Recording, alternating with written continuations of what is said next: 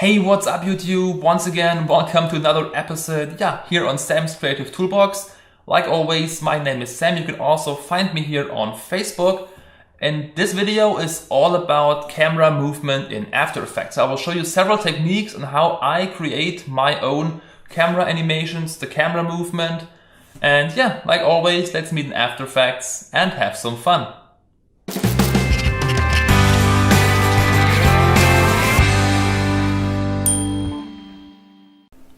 Okay guys, before I will show you how to animate the camera, I will first give you some very basic information.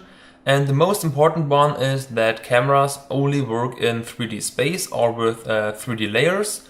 So to turn a 2D layer into a 3D layer, you just have to click this cube icon right here. As you can see, for example, for all my HUD layers, so just these circle lines right here. So like I said, just click on this cube icon to turn it into a 3D layer. If you are confused, by the way, because why I didn't check some other 3D layers like these cylinders right here, it's actually very easy because I applied an effect called CC Cylinder, and this effect kinda does the same as clicking this cube icon, so it also turns this 2D layer or this 2D world map, for example, into a 3D object, so it's also available for my camera. Okay guys, so if you want to create a new camera, just simply right click on your mouse and choose New and Camera, or also go to Layer, New and choose Camera. As you can see, I already created a camera which is called Camera 1. So once you've created a camera, you will see a window popping up which looks something like that. And I think if you see it for the first time, it may look a bit confusing because of all that numbers, this camera, kind of sketch right here. But it's actually very easy. So the first thing you may want to do is change the name. But to be honest, I always leave it at default. So for example, camera 1, camera 2, and so on. Then after that, I usually think about the focal length, which you can see right here on the preset. And it's the same on your as on your DSLR or your film camera. So for example, if you choose a 50mm lens, you will get that super fisheye distorted look. And if you, for example, choose 200mm, you will get that telezoom effect. You can also enter some custom values. You can do that right here on the focal length. Just click and type in any value you want. If you, like I did, select 50mm, it will stay, kind of neutral. And then you will have some other settings or numbers like zoom, angle of view, and film size.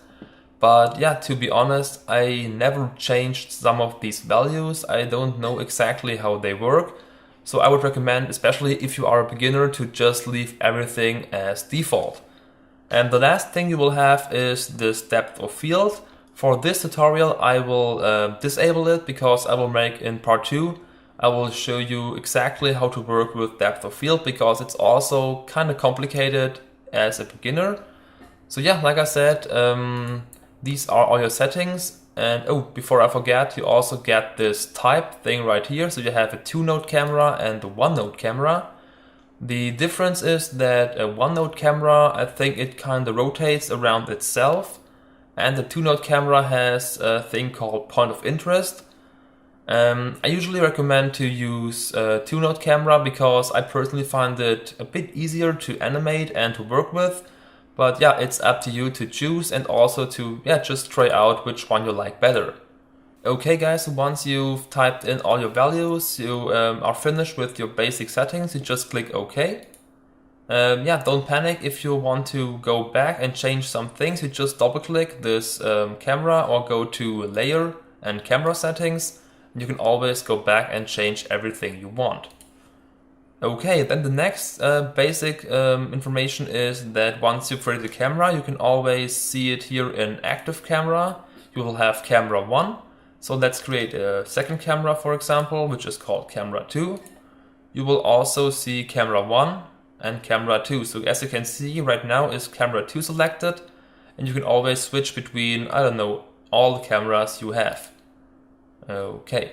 By the way, you can also of course select front to have a front view or a top view. and also a custom view. So yeah, this window here is quite nice to help you animate your camera or your project. Oh, sorry, let's select camera 1. And also a very cool trick is to select this layout icon. And as you can see, currently I've selected a view, but you can also choose, for example, to have 2 screens. So for example, 2 views horizontal. And as you can see, I have now two windows. The one you have selected has these yellow edges right here, so you can also choose 2 different kind of views. So for example, I want for the right one my camera 1, and for the left one I want the top camera, just as an example. You can also change these or even activate 4 screens. It's really up to you how to do that. But I usually work with 1 view or 2 views horizontal. But as I said, it's up on you to decide which of these views fits your workflow. Okay, so let's delete the camera 2 and select our camera 1. And now I will show you 2 ways about animating your camera.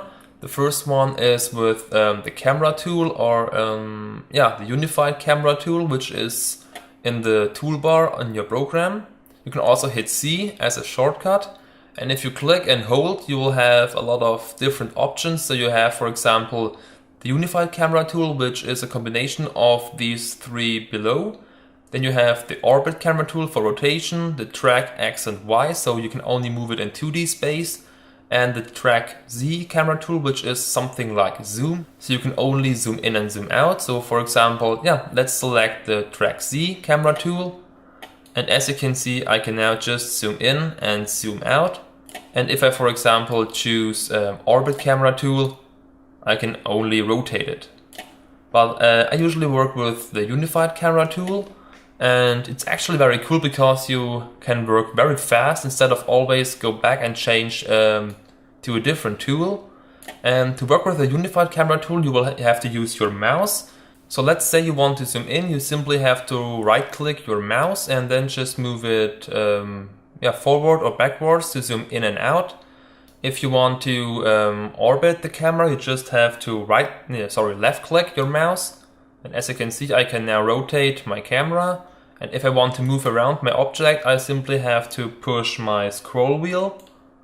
And by doing that, I can move my object around in 2D space. So as you can see, it's actually very, very easy to move around or to animate your camera.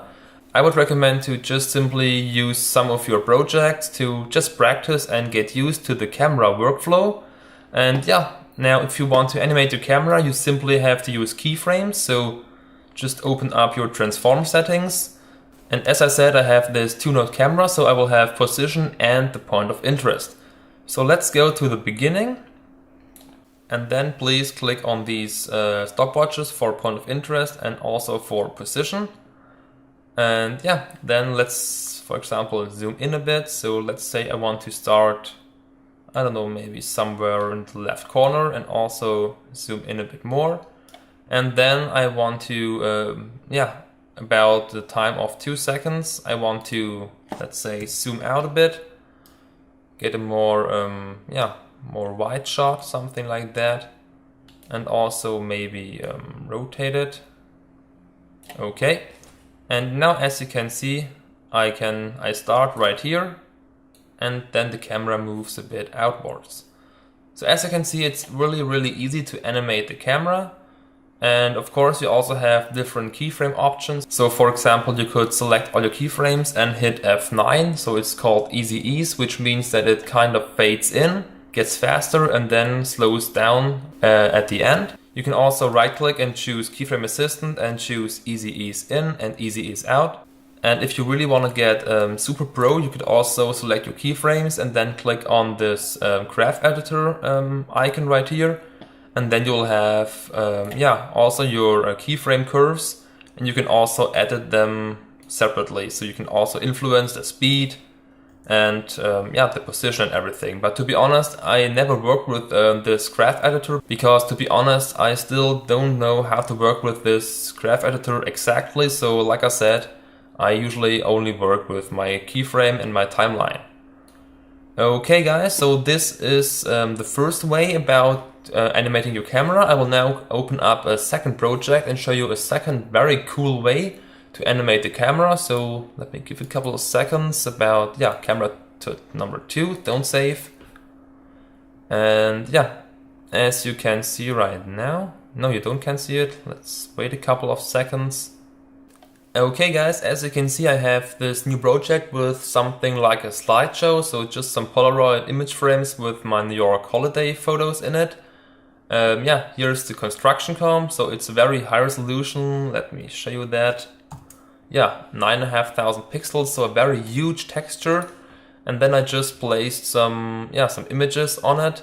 That's also, by the way, the same technique I use, for example, for my horror template. I just use a very large wood texture and then place my blood, my images, my knife and everything, yeah, on top of this texture. And then I took this really huge or large texture and put it in nude composition, which has the size of HD. So as you can see, it's actually very cropped right now. And then I want to create a new camera. So like before, layer, new camera. I will leave all the settings as default and make sure to check 2-node camera, click OK. And now instead of animating this camera, I will now simply create a null object and use that as a controller for my camera. So just to stay organized, I will call it camera controller, and also make sure to enable 3D object. Then select my camera, use the pick whip tool to pick whip this camera to the camera controller. And yeah, by doing that, your null object is now able to control the camera any way you want. So you can again move it left, right, zoom in, zoom out, and also rotate it. So just to tell you the differences between the first method and this method, I would recommend to use the first method with the unified camera tool for more complex projects like my news intros. And if you have some simpler project like this, this slideshow right here, I would recommend to use this camera controller, because for these kind of projects, I think this one is a bit more easier than the unified camera tool. Okay, so like I said, instead of camera, I will now animate my null object. So hit P for position and also R for rotation, because maybe I want to change the rotation, especially in the Z axis. So I will also check this stopwatch, and yeah, then just take my camera tool or the camera controller and move it, for example, to the beginning, which is my New York title right here. Let's zoom in a bit, rotate it a bit. Okay. And then, for example, I want to stay there for 2 seconds. So move forward for 2 seconds. Again, hit the keyframe button right here. And then I want, for example, 1 second as a transition for to the next image. And then just take your camera controller and move it to the next image, and so on and so on. And yeah, for example, something like that. Let's zoom out a bit. Okay.